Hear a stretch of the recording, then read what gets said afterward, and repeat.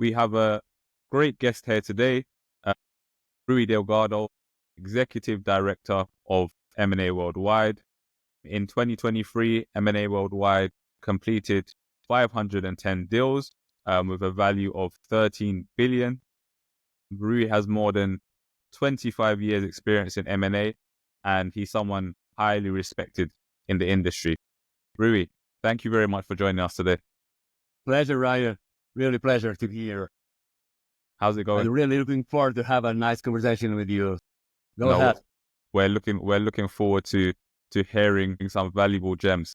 Rui, just give us a background of yourself, how it all started, how you got into M&A. Well, actually, I don't have the typical career of M&A guy, right? A typical career of M&A guy, you know that.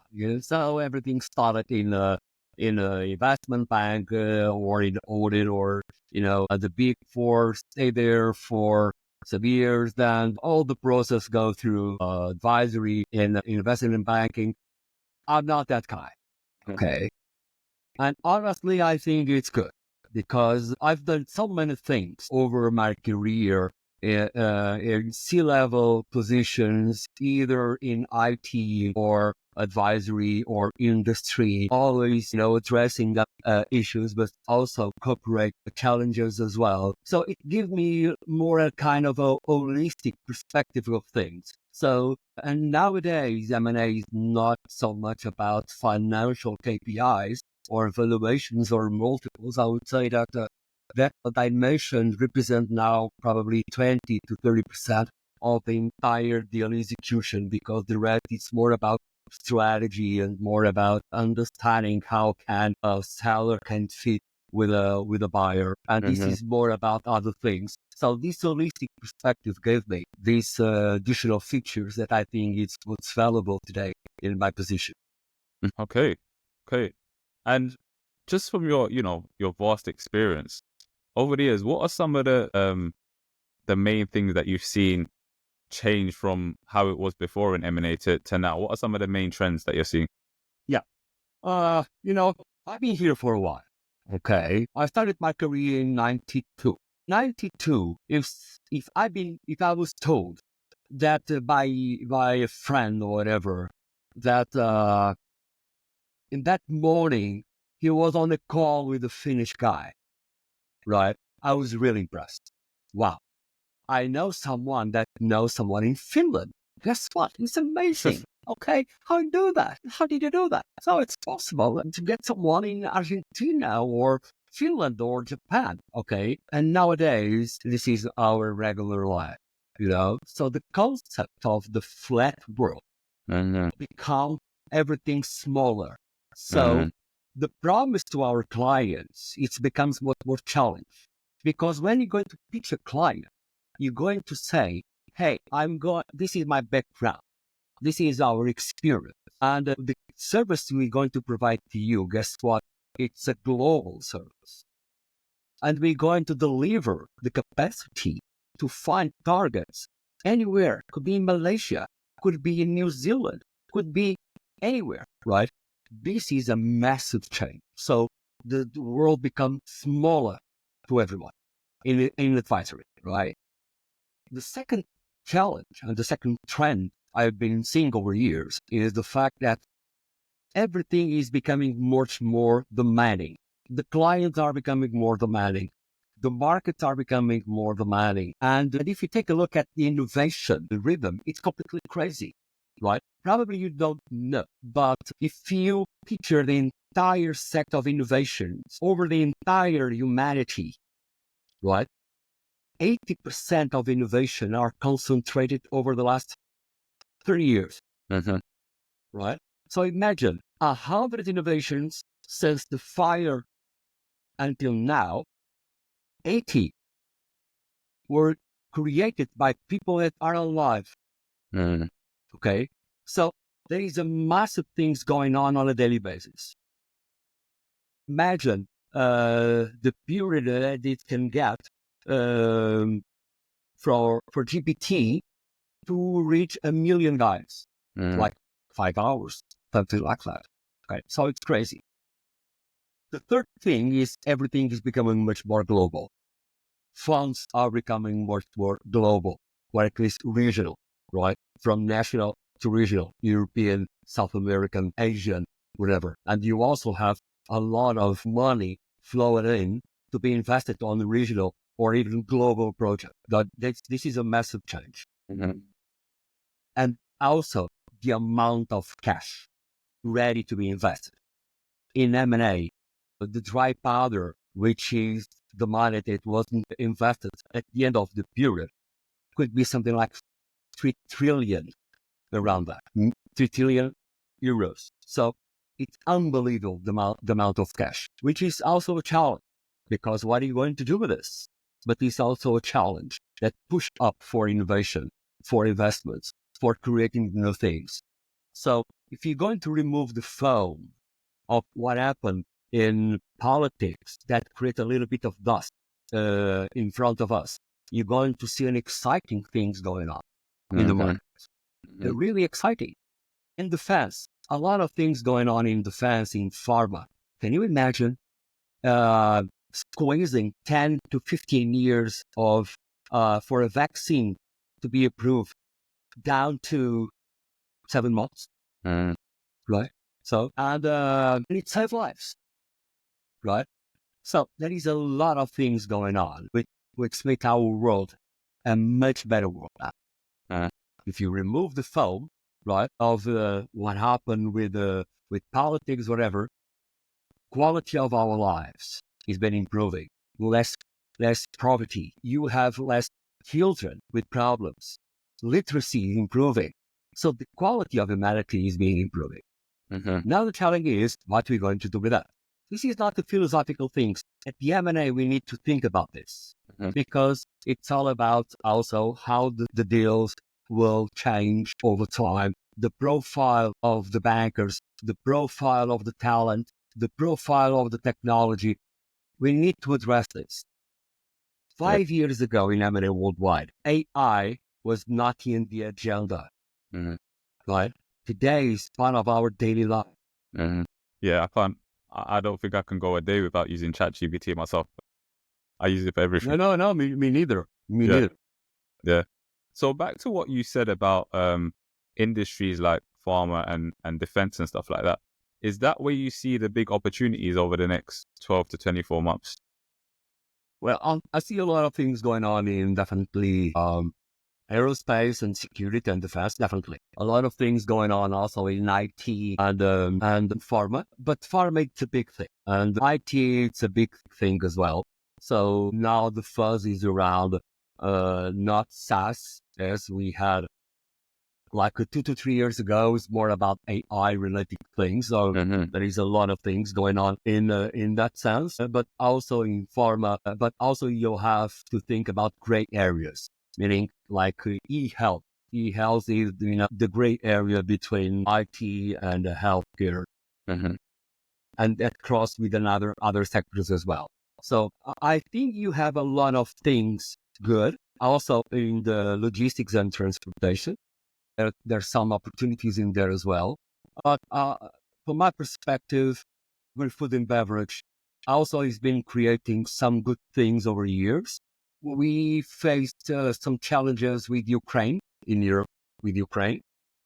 But now I think we are basically catching up over the last 12 months, something like that. But there is always some peaks of opportunity here and there. Okay. And, how do you stay on top of all the opportunities that are rising? Is it a lot of manual research? Do you leverage AI to do a lot of the research into what's happening in the industry right now, where to spot the best opportunities at the right time? That's the challenge for every M&A advisor and for every banker. I would say for every company. What I'm going to say is not some secret, but you need to hit a target communication-wise with the right content, the right target at the right time. The other option is to spread communication across the market. It will cost you a lot of money in SEO, events, communication. It will be an outstanding budget for that. And I would say that you have just a small portion of the market is ready, go ahead with that.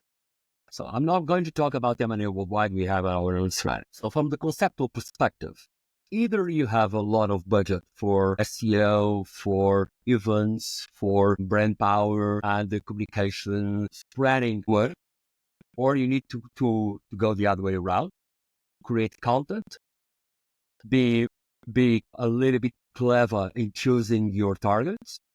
So it's not possible, to go through the market and send content to the entire world. It's not possible. So you need to select sectors or subsectors, and then you need to be very wise, creating your databases, your systems, your digital backbones, so you can hit the target at the right time in the best way.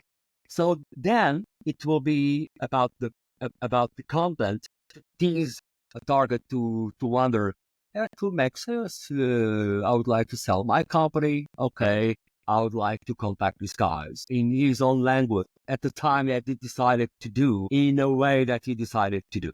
Okay. So, and then it's about reputation. You have to have reputation.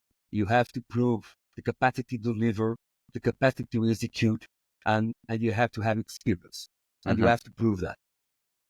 So you want to sign a mandate with an advisor that doesn't have any kind of execution experience or the capacity to successfully close international deals, that has the capacity to bridge you with funds or to bridge you with buyers elsewhere.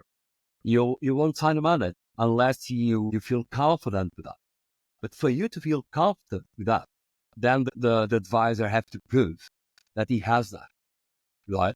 So it's a balance between reputation, credibility, capacity, experience, deliver capacity, of course, talent, but also the capacity to reach the target. And this is not easy. That's not easy at all.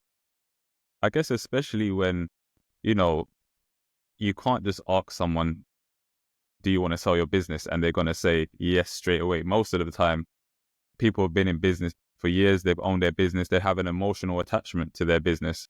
Yeah, that's a lot of the time they're not ready to sell it straight away. So I guess it's maybe a longer term play of nurturing the relationships for a long time until that person may be ready, and have a lot of those relationships being nurtured at one time, which could be difficult for some, I guess.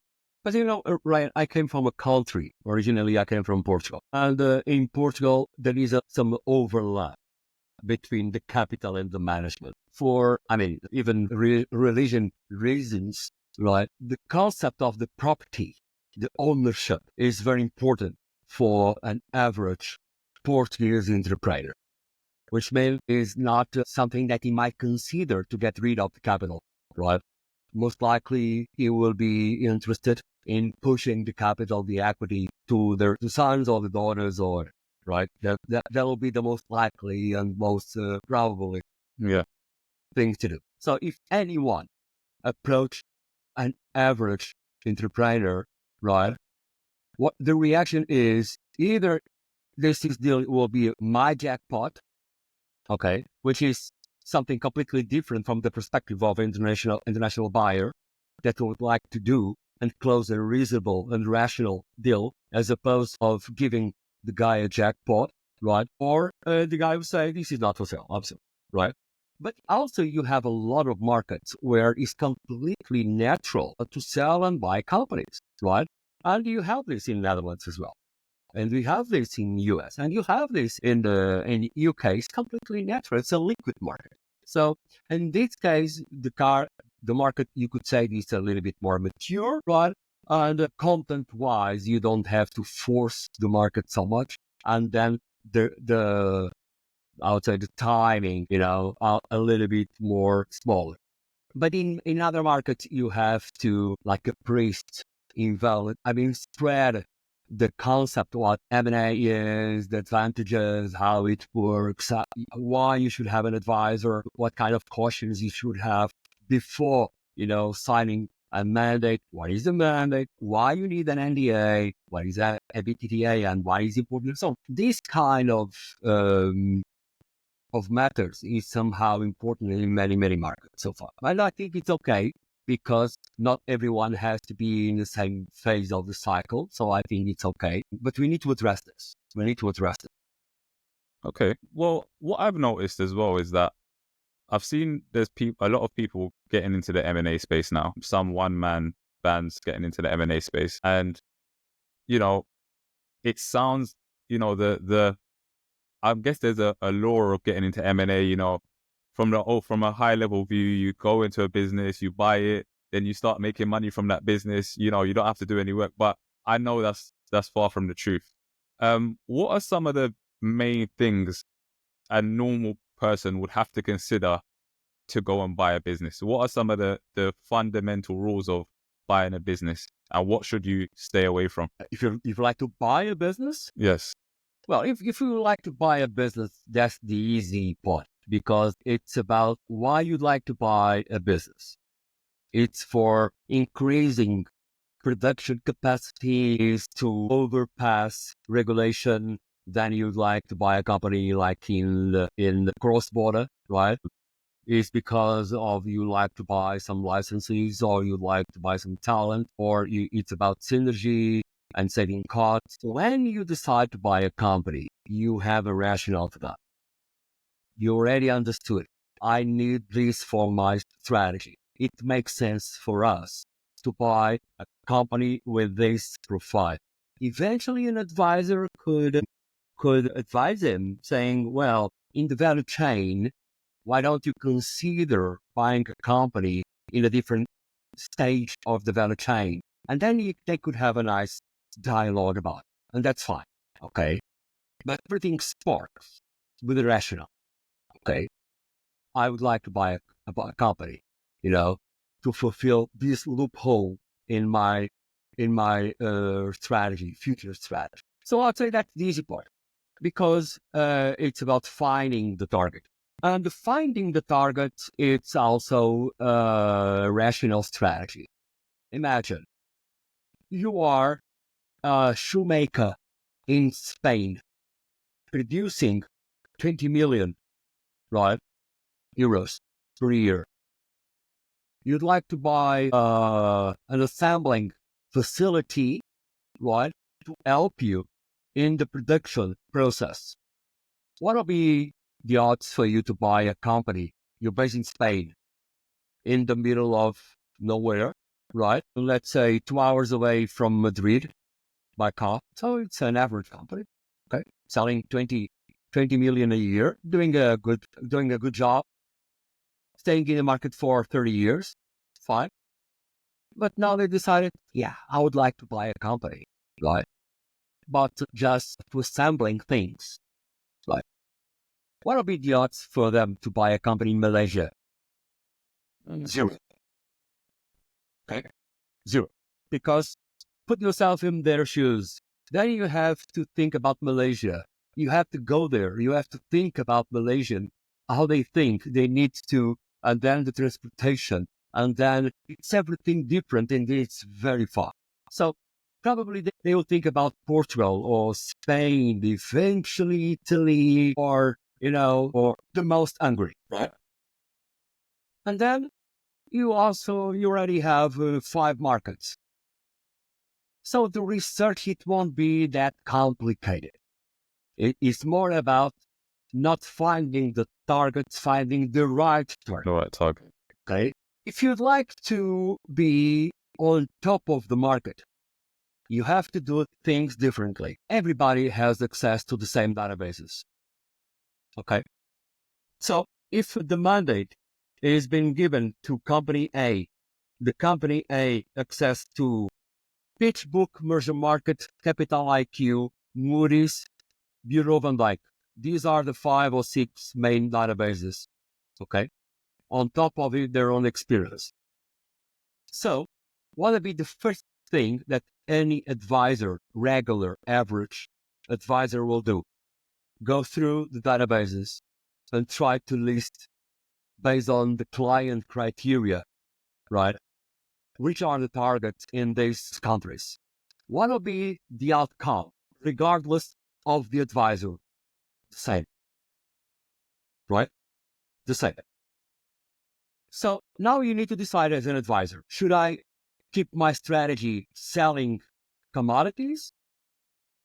Because then you're going to sell a commodity, right? Because the outcome will be exactly the same as if the money will be given to another company, because the databases are still the same. Okay. So you need to think differently. You need to think, okay, but now what kind of company? How can we think differently? How can we look at the market from a different angle? Okay. How can we take a look at the targets from a different angle? So you can raise targets that not even the target thought that they could be a target. Okay. And that's the magic here. The magic is finding a company, go there and let them know you are a target. Am I? Yes. And now it's a Right. job as an advisor to bridge the gap. Mm-hmm. Okay. And that's the magic, because the most easy thing is to go through the database and select a company, because that's what everybody Everyone does. Okay. No, perfect. No, definitely makes sense. I guess then the next challenge would be negotiating. Um, this is an important skill, not just for M&A, but just in general in life. What are some of your best tips for negotiating a deal and getting the best deal? The first mistake a negotiator usually does, a typical M&A, old school M&A guy, is to push and try to convince the guys, the seller, the buyers, that this company are the cherry on top of the cake. That's the first mistake, right? That's the first mistake. The best thing is try to set up the deal in a way, right? Set up the deal in a way and pitch the deal in a way that you don't have to say anything. It will be about the buyer trying to convince you that he is the right buyer. So it's about preparing things not to sell, but to help someone to buy. This is not easy. This is not easy because you need to understand how the buyers will think, and you need to understand the profile of the buyer. You need to adjust the setup of your deal to that buyer, and you need to put things in a way that the buyer will say, wow, it really works for me. Okay. Does that come from a lot of preparation? Is that done all beforehand? So almost the play or the script before you sit down in front of that person. Exactly. But so you don't have to have a script. You have to have several scripts provided the profile of the buyer. And you also need to have experience in saying reading people and reading how the people behave and how the company is usually buying over time. So if you have a buyer that usually close 15 deals a year, surely they have experience in valuation, they have experience in due diligence, they have already streamlined the entire process. So don't go there. Okay, don't even try to go there, right? So the guy has experience in that. So you need to think differently. But if it's the last time the company bought a company was like 3 years ago, so it's the kind of thing that company does every now and then. So the approach will be completely different, because the CFO in that case, it's much more concentrated on a daily basis and closing the accounts and running the P&L, as opposed to make projections and producing quality reports to understand whether their revenues make sense or not, right? And prepare the due diligence and everything. So, and then the approach will be completely different. So if you are contacting 10 buyers, you need to program not only the script, but the way you're going to adjust the deal. You don't have to devaluate the deal. You have to, how you're going to put the deal in front of the buyer, right? Mm-hmm. Has to make sense for the buyer. The guy I need to Gotcha. understand, okay, I understand. Yeah, it makes sense for me. Yeah, right.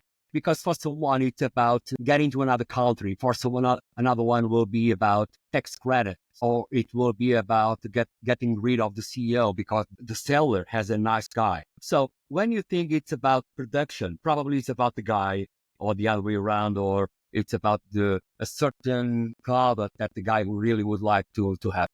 You need to understand this. This is not about finance. If an M&A guy is a pure financial geek,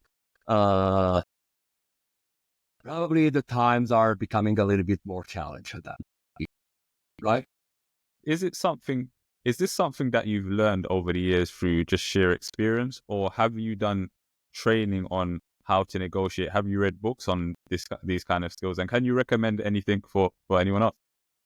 Well, first of all, as the markets are becoming much more global, I really would advise the people to start going a little bit above things and starting to be curious about the world, to understand culture. So probably one could be reading books about culture, about how to interact with other people, reading books about philosophy, about how the people think and how people react. And it's also about being an open guy. The concept of the good people, it's not a question of only being the nice guy. It's being about integrity. It's about being serious, honest, empathy, humble, understanding the other people, trying to put ourselves in other people's shoes. That creates a bond. That creates a link with someone else. We understand what's happening here. We are not trying to impose anything. We want to behave. We want to behave like gentlemen. In our case, behave like gentlemen. We'd like to treat people well. We need to understand what people really need and have a comprehension about that. It's not possible in nowadays to have to construct and build an advisory company, an industrial company, or closing deals without having this in mind. Arrogant people, that you usually saw in movies, right? The Wolf of Wall Street. white collar, Yeah. Wall Street, wherever. Yeah. It's not happening here, okay? We're not here, to push on anything. We're here to behave, to be professional, to comply with the global higher standards. Of course, we have to comply with that, but we also have to take care of the human side of it. And over a negotiation, you have to be committed. You have to be committed with your client. We have to be committed with the closing, but in the best way. It's not overpassing everything just because. For me, it's a crucial thing. Great. No, I totally agree. I think we're in a space where we're very transactional and we want to get to our goals as soon as possible. And sometimes people forget that, we've started as humans and we're always going to have emotions and feelings that will come first in anything. So that's probably the best way. Ryan, people talk a lot about cooperation. Let's cooperate. Let's make a cooperation. Okay. And then you're going to squeeze the connection. There's no cooperation in there. It's more transaction. I give you something and you give me something. Cooperation is about trust. I give you something and no matter what, I don't care if you're going to give me something back or not. But cooperation is about future trust. It's about open. It's about integrity. And that's what company are missing here. Right? Trying to close it to them among themselves. I totally Even agree. among them too. Even within the company. Right? Completely Chinese walls, like piles of people not connecting, not dealing with each other, not creating an exciting team among them. I don't understand this. I think we're in a culture now where we're very goal driven, and I don't think there's anything wrong with that in being goal driven, but we can't forget the people at the end of the day, and that's what things are built on, people, and we can't forget to nurture those relationships and not be so transactional. I think, as you said. Mm-hmm. But yeah, I totally agree with you. In terms of, okay, so you've covered now if someone wanted to buy a business. So say if I'm wanting to sell my business now, what are the key things that I need to consider before selling my business? So I'll give you a situation. Say I've run my business for 40 years. I haven't got a son or daughter or family member that I want to pass it on to. I don't want to just close down the business. So how do I prepare myself to sell this business? Something that I love dearly, something that's been in my family for years. The first thing is to look at yourself in the mirror, being completely honest, and ask yourself, am I ready to sell? Is the company ready to be sold? In the vast majority of the cases, the companies are not ready to be sold. They're not ready. They don't have the right financial structure. They didn't give away from the loads of dust underneath the carpet. What? There is a lot of issues in the marketing area. The brand is not positioning in the right spot. The teams are not balanced in the right way. The production line, if it is an industry, is not streamlined in the right way. If you take a look at the facilities, you're going to see a lot of dust in the ground. Mm-hmm. So they are, in many cases, they are not proud of their own company by just removing the dust out of the ground. So imagine a buyer getting to the company, right?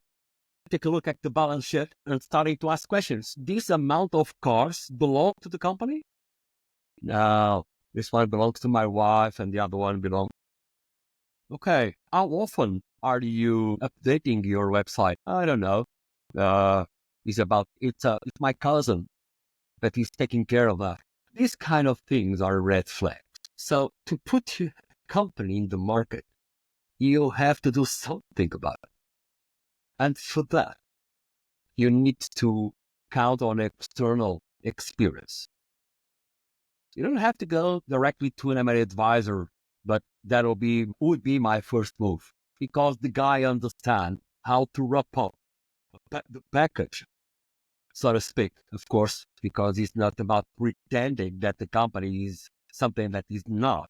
It's basically to level up the quality of the company so the buyer could be more excited and more ready to buy the company and make an offer, right?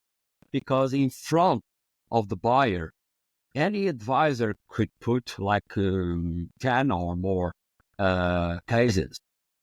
So the company has to do something that he would be the one to be chosen, okay?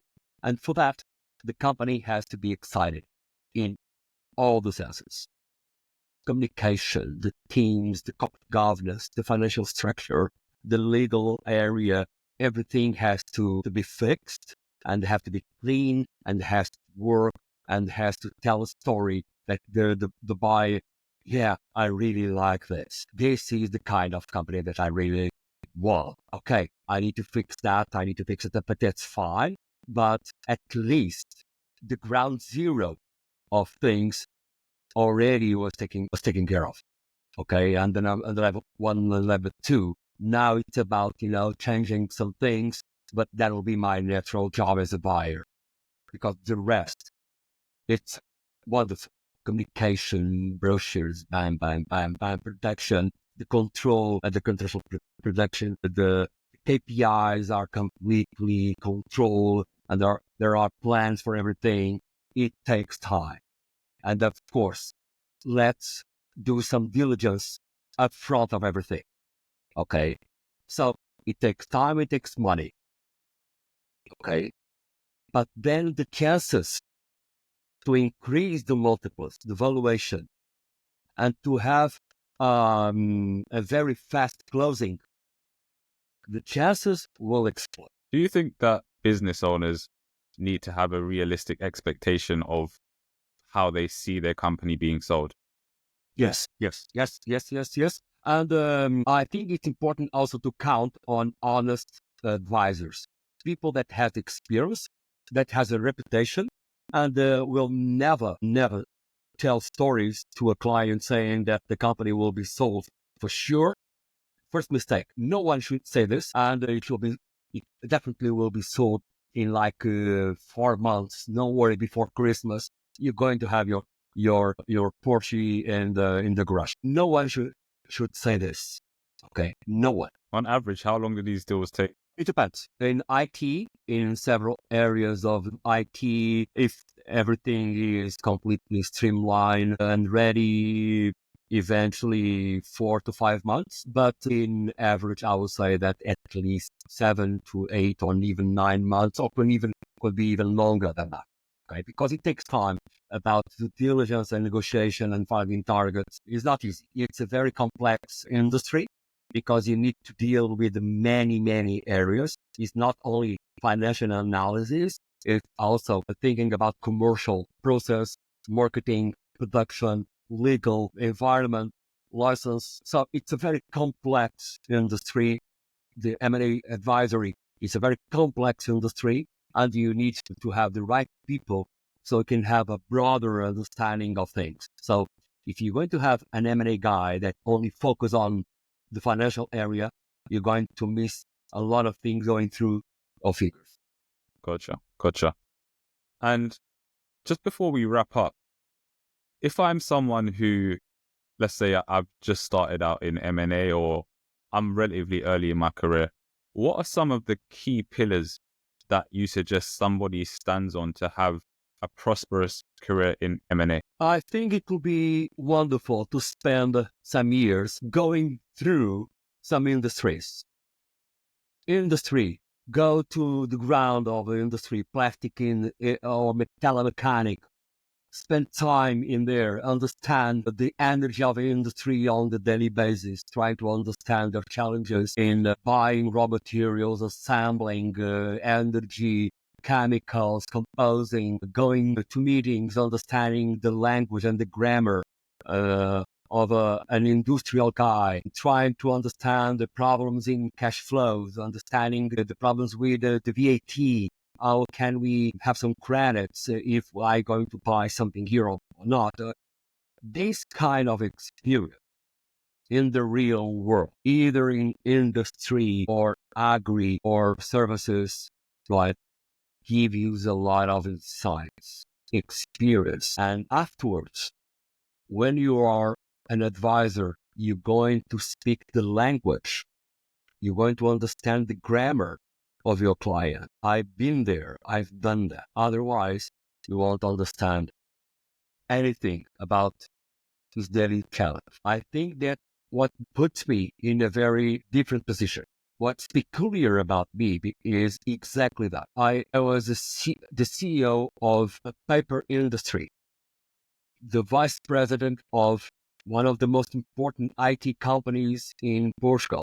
I've been in advisory for many, many years, and also in many other C-level positions in different industries, which give me the experience to take a look at a client and completely understand his challenge in, finding talent or finding raw materials or understanding the commercial life cycle or understanding the competition or understanding the legal procedure that he needs to go through over an industrial license. And if it takes 2 years, it has an impact in the business, of course. So this experience now really pay off. And as the M&A industry is so holistic, my strongest tip is if you'd like to go through the industry, spend some years in the real world. Go to an industry, stay there for 2 to 3 years. Then you're going to understand a lot of things that you'll never understand in the top of the nice office in the middle of London. You will never understand. That's extremely valuable. I think one of the problems that people have is that there's so many industries to go into, especially where you've got a skill where, it can benefit a lot of different industries. How do you pick that industry? Do you base it off trends or do you base it off your passions as a person, or is it a mixture of both? You have to be definitely passionate. So if you are, I don't think that we have to program our career that much. Okay. You have to believe in yourself. You have to have confidence in your capacities. Of course, you shouldn't be crazy, But I don't think you have to program your career for 10 or 15 years. You have to have a passion, because if you really are really good and if you really love what you're doing, right, then you're going to be a hell of a guy, right? A hell of, because it will open your mind for innovation, for commitment, for thinking on doing things well and good and with passion. A hell of a positive energy, right? And and if you spend some time in that industry, it gives you a lot of experience, right? And it's about the real world, buying raw materials, assembling, and deliver, package, go to the market. You're going to understand this. As an M&A advisor, you're going to have a lot of value added just because of that. So I don't think you have to choose, a specific industry. Okay. I think you have to be in love with that. No, definitely. I agree. Well, Rui, it's been an absolute pleasure having you on today. Thank you for Yeah, me too. taking the Wonderful. time. Was Yes, great. And thank you. thank you, Ryan, for the invitation. Really pleasure. Before And you all the go, best for you. where can people find you? Where can people follow you? What have you got coming up? Have you got anything coming up? Yeah, M&A Worldwide Convention in Milan and then in Tokyo, but everybody can reach out to me in LinkedIn. So probably that will be the best way to reach out. If anyone would like to ask questions, I'll be happy to reply with pleasure, of course. Perfect. And thank you. No, thank you. All right, then, Rui. Pleasure having you, as I said, Of and thanks course. again.